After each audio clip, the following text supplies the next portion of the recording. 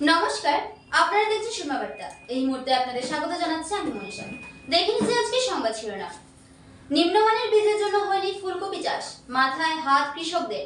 America থেকে ভারতীয় অভিবাসীদের বিতরণের বিরুদ্ধে গর্জে উঠল শ্রীভূমি কংগ্রেস। মাগুরায় অনুষ্ঠিত নৌকা পূজায় ভক্তদের ঢল, চলছে বিরাট মেলাও। পুরস্কার বিতরণী অনুষ্ঠানের মাধ্যমে সমাপ্ত হলো শ্রীভূমি জেলা ভিত্তিক খেল মহারণ অনুষ্ঠান। রাতে বাতি নিভিয়ে ই-রিকশা চালনা। রাতের আঁধারেও গাড়ির বাতি নিভিয়ে গাড়ি চালানোর মতো দুঃসাহসিক কাজ শ্রীভূমি জেলায়।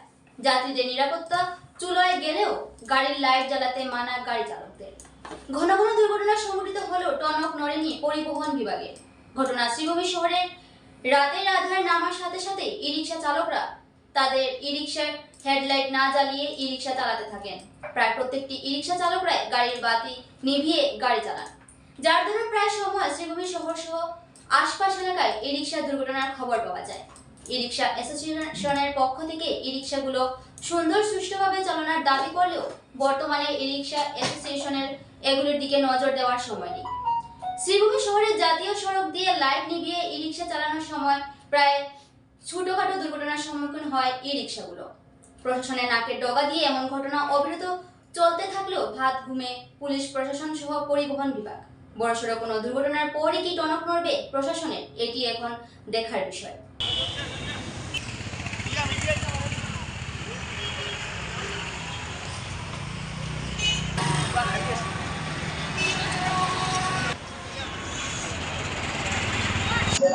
যে আমরা দেখতে পাই করিমগঞ্জ শহরে স্পেশালি রাতের বেলা টোটো গাড়ি মানে টুকটুকি যেগুলো চলে সেগুলোতে হেডলাইট অফ করে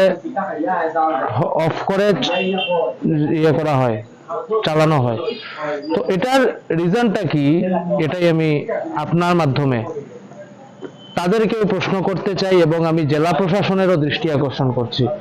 এইসবের দায়িত্বে যিনি দায়িত্বপ্রাপ্ত আধিকারিক রয়েছেন ওনারা হচ্ছেন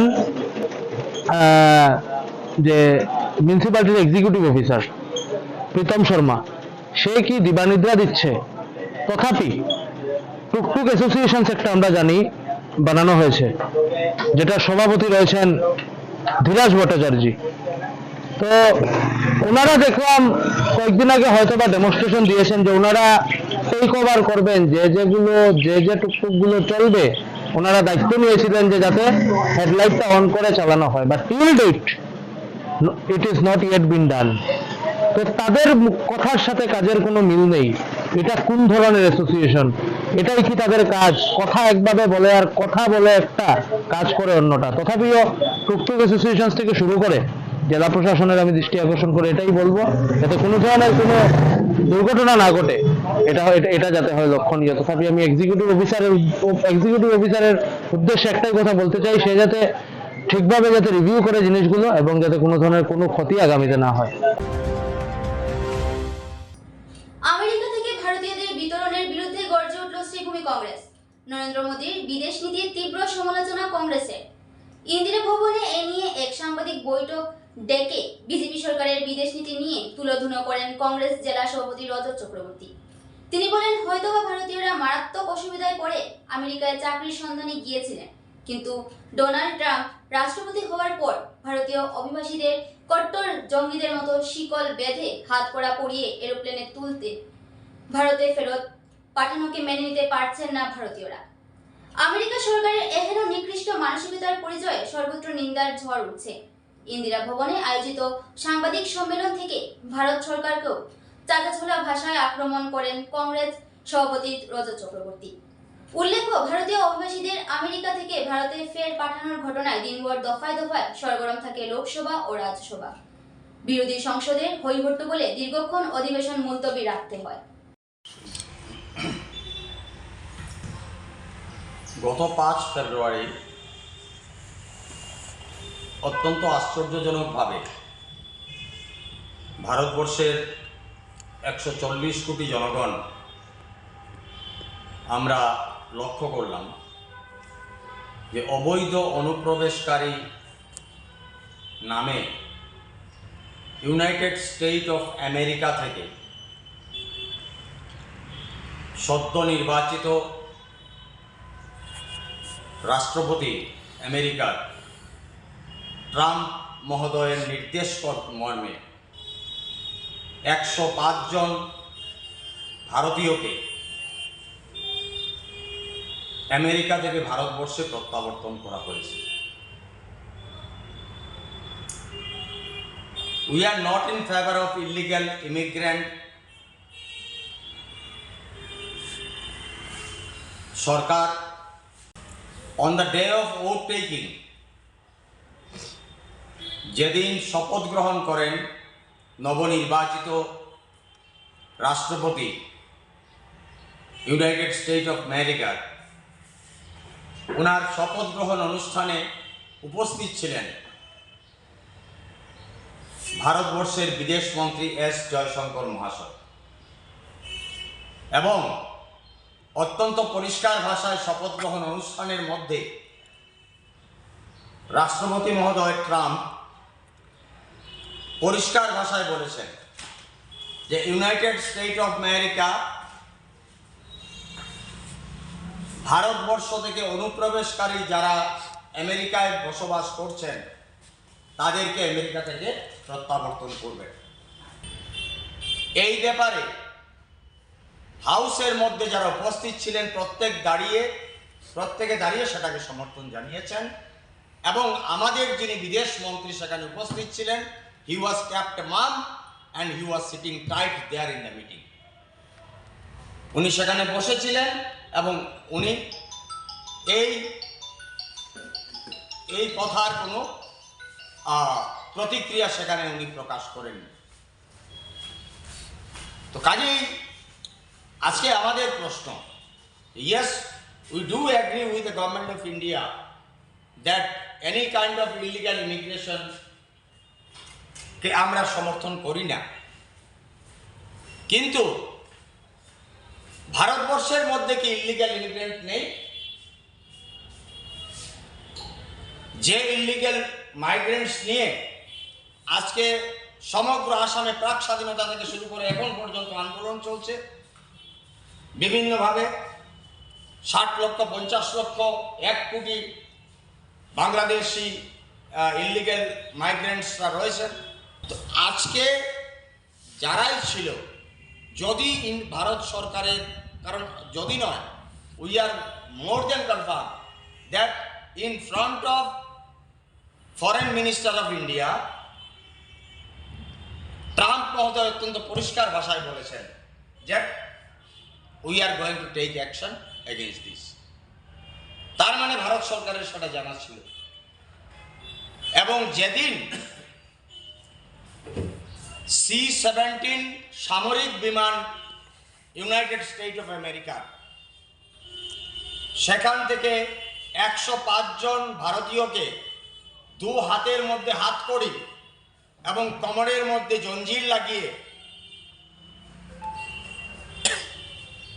বিমানে উঠানো হয়েছিল, এবং উঠিয়ে সেখান থেকে বিমানে করে নিয়ে এসে ভারতবর্ষের মধ্যে সেটা ল্যান্ড করেছে অমৃতসরে।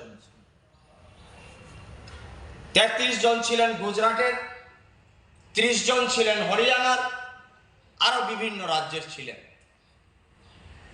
সেই দিন 5 ফেব্রুয়ারি দিল্লিতে ইলেকশন চলছিল, দিল্লিতে বিধানসভার নির্বাচন চলছিল, এবং ভারতবর্ষের প্রধানমন্ত্রী সেই দিন কুম্ভতে মহাস্নান করার মধ্যে ব্যস্ত ছিলেন। আমরা দেখতে পেয়েছি, সেটা সমগ্র ভারতবর্ষের মানুষ সেটা দেখতে পেয়েছে। তো আমরা কি এটা বলতে পারি না, to divert the concentration of the total people of the country, ভারতবর্ষের 140 কোটি মানুষের মনোযোগকে ডাইভার্ট করিয়ে প্রধানমন্ত্রী স্নান করছেন কুম্ভে, সেটাকে ইম্পেটাস দিয়ে, এবং সেই ব্যাপারটা যেটা আমি মনে করি ভারতবর্ষ স্বাধীন হওয়ার পর এই প্রথম ভারতবর্ষের ধমনীতে এইভাবে একটা নির্লজ্জকামী অপমানজনক একটা ঘটনা ঘটেছে ইউনাইটেড স্টেট অফ আমেরিকার পক্ষ থেকে। নিম্নমানের বীজের জন্য উৎপাদন হয়নি রবি শস্যের, 3 বিঘা মাটিতে ফুলকপি চাষ করেও কপালে হাত কৃষকের। বীজ বিক্রেতার বিরুদ্ধে প্রবঞ্চনার অভিযোগ, ক্ষতিপূরণ না পেলে পরিবার সহ আত্মহত্যার হুমকি ক্ষতিগ্রস্ত কৃষকের। নিম্নমানের ও ভেজাল বীজের জন্য উৎপাদন হয়নি রবি শস্য। 3 বিঘা ভূমিতে ফুলকপি চাষ করেও কপালে হাত কৃষকের। ঘটনাটি কাছাড় জেলার বাগপুর এলাকায়। কৃষক শাহানুর ইসলাম জানান যে তিনি এবং তার ভাই মিলে প্রায় 3 বিঘা জমিতে ফুলকপির বীজ রোপণ করেছিলেন। ক্লোজ কোম্পানির জনি F1 ও চাকাতা কোম্পানির হোয়াইট ডেস্ক নামের ফুলকপির বীজ কাছাড়ের সোনাবাড়ি ঘাট বাজার থেকে লস্কর সিড স্টোর থেকে ক্রয় করে তাদের 3 বিঘা জমিতে রোপণ করেছিলেন। বীজ বপনের পর কৃষি জমিতে ভালো মুনাফার আশায় কষ্ট করে আসছিলেন কৃষক 2 ভাই। বর্তমানে ফুলকপি বিক্রির সময় মাথায় হাত কৃষক 2 ভাইয়ের, কারণ 3 বিঘা জমিতে ফুলকপির গাছ হলেও উৎপাদন হয়নি ফুলকপি, যার ফলে বর্তমানে বিপদে পড়েছেন কৃষক 2 ভাই। ক্ষতিগ্রস্ত কৃষকদের অভিযোগ, উন্নত মানের ফুলকপির বীজ দাবি করে সিড স্টোরের মালিক তাদের কাছে বিক্রি করেছিল বীজগুলো। 3 বিঘা জমিতে ফুলকপি চাষ না হয় প্রায় 3-4 লক্ষ টাকার ক্ষতির সম্মুখীন হয়েছেন বলে তারা জানান। আমি 3 বিঘা জায়গা চাষ করছি ফুলকপি ক্ষেত। আমি সোনাবাড়ি ঘাট লস্কর সিড স্টোর কই একটা দোকান আছে, বিসির দোকান, ওই দোকান থেকে বিসি আনছি। এই বিসি আনা বাদে এই বিসিটা আমার 2 নম্বরে বিসি দিলাইছে দিয়া 3 বিঘা জায়গা আমার ক্ষেত করাইয়া পুরা ক্ষেত আমার বরবাদ। তা গাছ হয়েছে, কোনো জাতের ফল দিছে না। ইলা 2 নম্বরে বিসি আমার দেখনে আর দিয়া আমার এই ভুক্তভোগী বানায় এখানে আমি আর আমার আর একজন ভাইয়ে দুজনে শেয়ারে ক্ষেত করছি। আজকে প্রায় 3 লাখ টাকা আমার লোকসান। 2 মাস থেকে আমার তারা ঘুরাইতরা, তো ঘুরাইতরা যে তারা কোম্পানির মানুষ আর আমার যেগুলো ক্ষতি হয়েছে তারা ক্ষতিপূরণ করে দিব, কিন্তু এখন পর্যন্ত আমার কোনো ক্ষতিপূরণ তারা না করার কারণে আমি আপনারা দ্বারস্থ হয়েছি। আমার আর কোনো উপায় নাই। আমার 2টা পরিবারের প্রায় 14-15 জন সদস্য আমার অগ্রুপে নির্ভর। আমার সারা বছরের বরণ পোষণ ও ক্ষেতের উপরে। আজ আমার 3 বিঘা জায়গা ক্ষেত যদি নষ্ট হয়ে যায় তা আমার যাইবার আর কোনো জায়গা নাই।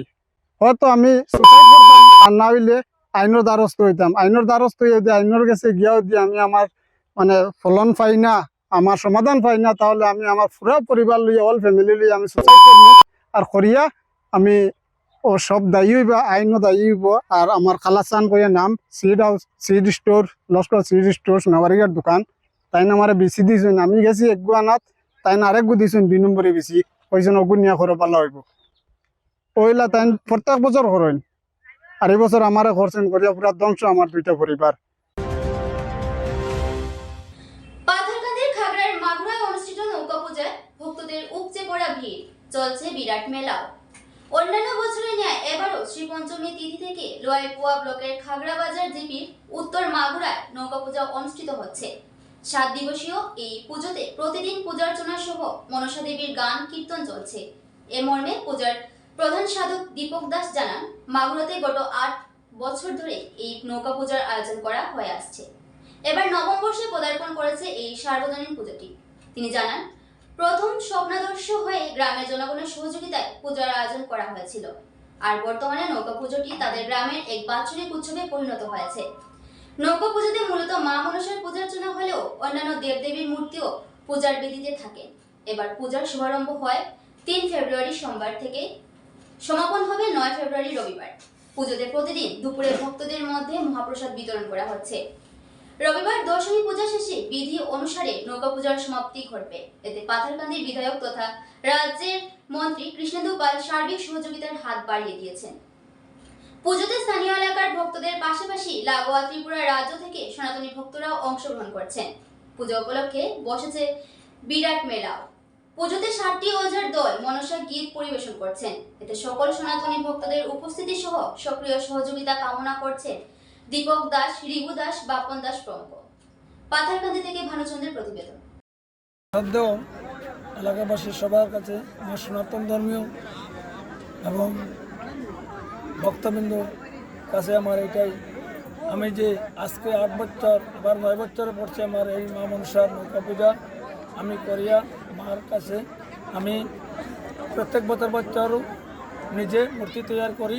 আমি একজন শিল্পী এবং আমি রিচি চাপা করে আমি আমার সনাতন ধর্মীয় ভক্তবৃন্দর কাছে সাহায্য এবং আমার MLA এখন তো 4 মন্ত্রী তাইনও আমাকে সাহায্য করতে করতে সাহায্য করেন।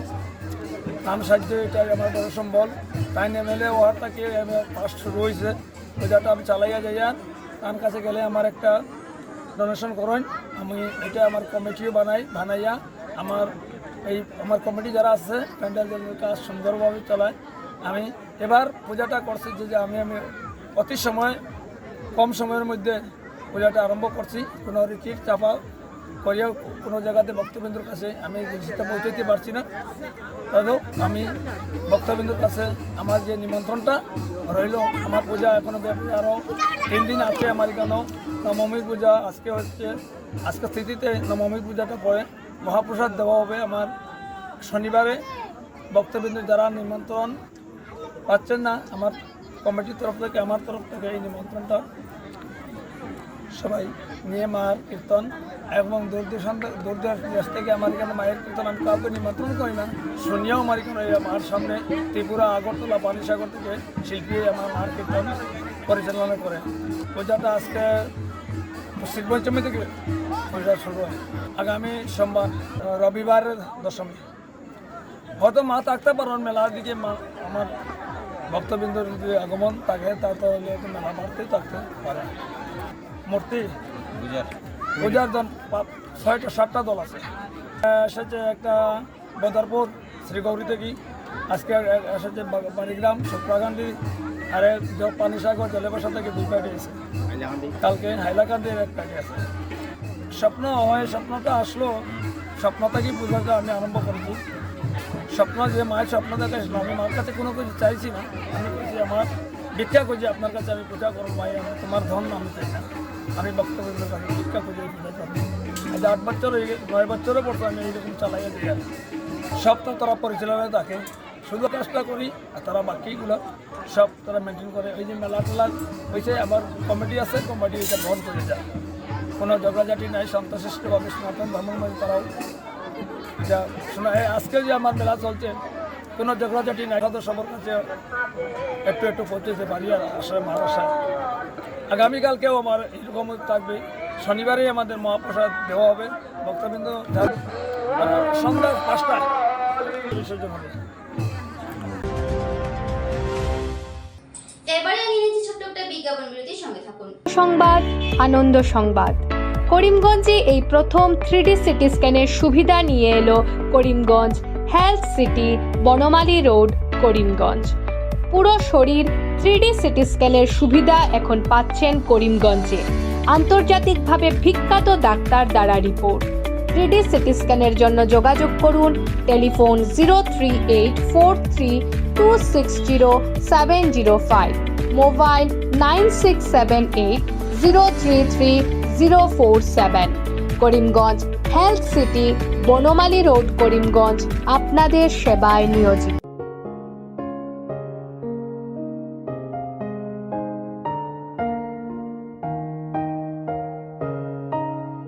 চিকিৎসা সেবায় নতুনত্ব নিয়ে হাজির নিউ লাইফলাইন হাসপাতাল। অত্যাধুনিক প্রযুক্তিতে এখানে pinhole surgery, gallbladder, appendix surgery করা হয়। শিলচর মেডিকেল কলেজের সার্জারি বিভাগের অতিরিক্ত প্রফেসর ডক্টর RC শ্যাম সার্জারিগুলি করবেন। তাছাড়া তিনি প্রতি শনিবার বিকেল 3টে থেকে OPD-তে রোগী দেখবেন।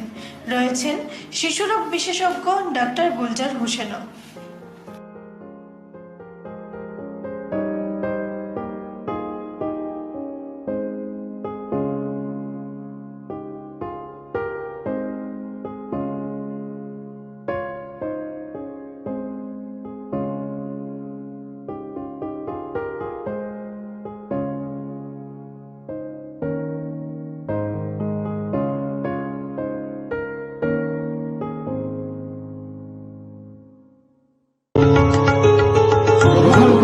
করিমগঞ্জ হোলসেল কোঅপারেটিভ স্টোর্স তথা সহযোগীর আন্তরিক অভিনন্দন। করিমগঞ্জ হোলসেল কোঅপারেটিভ স্টোর্সের নিয়ন্ত্রণাধীন স্টেশন রোডস্থ বিভাগীয় বিপণী সহযোগী নতুন উদ্যোগে সমৃদ্ধ হয়ে জনগণের সেবায় এগিয়ে এসেছে। তুলনামূলক কম মূল্যে নিত্য প্রয়োজনীয় দ্রব্য সামগ্রীর যোগান অব্যাহত রাখতে সহযোগী কর্তৃপক্ষ বদ্ধপরিকর। জেলার সমবায় আন্দোলনকে জোরদার করে তোলার ক্ষেত্রে করিমগঞ্জ হোলসেল কোঅপারেটিভ স্টোর্স তথা সহযোগী কর্তৃপক্ষ সকলের আন্তরিক ও সক্রিয় সহযোগিতা কামনা করি। নতুন আঙ্গিকে বাস্তব পরিকল্পনা নিয়ে সহযোগী স্টেশন রোড করিমগঞ্জ আপনাদের সেবায় সদা প্রস্তুত। স্বাস্থ্য সংক্রান্ত বিষয়ে খরচের কথা ভেবে চিন্তিত হচ্ছেন? এখন আর চিন্তার কোনো কারণ নেই, কারণ আপনাদের সেবায় এসে উপস্থিত হয়েছে জীবনজ্যোতি হাসপাতাল। এখানে অনেক কম খরচে আপনি পেয়ে যাবেন অনেক অভিজ্ঞ চিকিৎসকদের দল। Child specialist, cardiologist, urologist, gynaecologist, skin specialist, orthopaedics, neurologist, এছাড়াও নর্মাল ডেলিভারি, সার্জিয়ান ডেলিভারি, সব রকমের ortho surgery, advance laparoscope surgery, knee replacement, spine surgery, সব রকমের ইউরো সার্জারির সুবিধা ছাড়াও অপারেশন থিয়েটার, 24 ঘন্টা emergency ward, ICU labour room, medical specialist, general ward, laboratory, hospital dispensary, গাড়ি পার্কিংয়ের স্থান ছাড়াও নানান প্রকার সুযোগ সুবিধা অনেক কম খরচে লাভ করতে পারবেন জীবনজ্যোতি হাসপাতালে। তাই আর দেরি না করে আজই চলে আসুন। যোগাযোগের নম্বর 7637062954, 8638048459। আমাদের ঠিকানা Nilambazar, Gandhi GP, Durganagar road, Assam 788722। Barak diagnostic centre, এখানে digital ECG, digital EEG, digital X-ray, computerised pathology, microbiology, histopathology, colour Doppler sonography, chamber home collection ইত্যাদি করা হয়। আমাদের প্রতিষ্ঠান সকাল 7টা থেকে রাত্রি 9টা পর্যন্ত খোলা থাকে। প্রতিদিন সকাল 8টা থেকে সোনোগ্রাফি করা হয়। যোগাযোগ Barak diagnostic centre, settlement road. যোগাযোগের নম্বর 03843273151, 7086376822, 9401325290। আনন্দ সংবাদ, আনন্দ সংবাদ, আনন্দ সংবাদ। হিরো মোটো কপের নানা বাইকের সম্ভার নিয়ে করিমগঞ্জে এসে উপস্থিত হলো রয়্যাল আর্টস হিরো শোরুম। আমাদের রয়্যাল আর্টস হিরো শোরুমে উন্নত প্রযুক্তির ও দুর্দান্ত মাইলেজের সুপার স্প্লেন্ডারের সব মডেলের bike, Glamour Xtec drum, Glamour classic ডিক্স, কারিজমা এক্সেমার, প্যাশন প্লাস, এছাড়াও হার্লে ডেভিডসনের বাইকও পাওয়া যাচ্ছে আমাদের শোরুমে। তাই আর দেরি না করে আপনার মন পছন্দের বাইক নিয়ে যেতে আজই চলে আসুন রয়্যাল আর্টস হিরো শোরুমে। আমাদের ঠিকানা শিলচর রোড, এলেংজুরি, করিমগঞ্জ। পিন নম্বর 788713। যোগাযোগের নম্বর 7086896920। বিভিন্ন আধুনিক ও আকর্ষণীয় টাইলসের সম্ভার নিয়ে উপস্থিত প্রিয়া টাইলস। আপনার ঘরকে অতি সুন্দরভাবে সাজিয়ে তুলতে আজই আমাদের দোকানে চলে আসুন এবং নিয়ে যান অত্যাধুনিক টাইলস। আপনার পছন্দের সব ধরনের টাইলস আমাদের এখানে উপলব্ধ রয়েছে।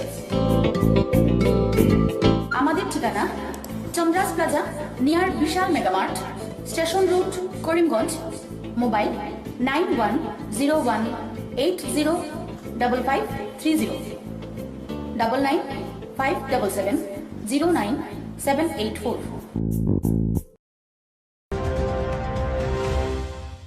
পুরস্কার বিতরণী অনুষ্ঠানের মাধ্যমে সমাপ্ত হলো শ্রীভূমি জেলা ভিত্তিক খেল মহারণ 2.0।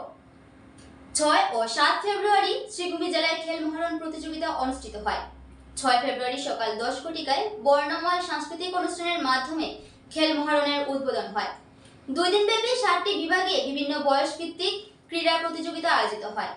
2 দিনব্যাপী এই ক্রীড়া প্রতিযোগিতায় পুরুষদের ভলিবল প্রতিযোগিতায় প্রথম হয় রামকৃষ্ণনগর বিধানসভা, রানার্স আপ হয় পাথরকান্দি বিধানসভা। মহিলাদের ভলিবল প্রতিযোগিতায় চ্যাম্পিয়ন হয় পাথরকান্দি বিধানসভা।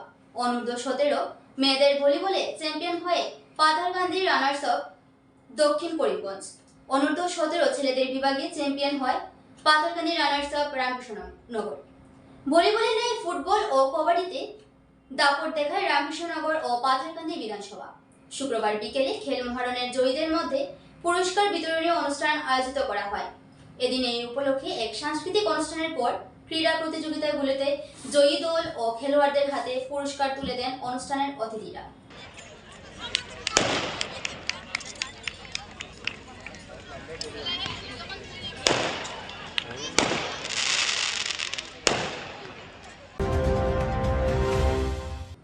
সুরমা বার্তা এ পর্যন্তই। আগামীকাল আবার দেখা হবে একই সময় একই চ্যানেলে। নমস্কার।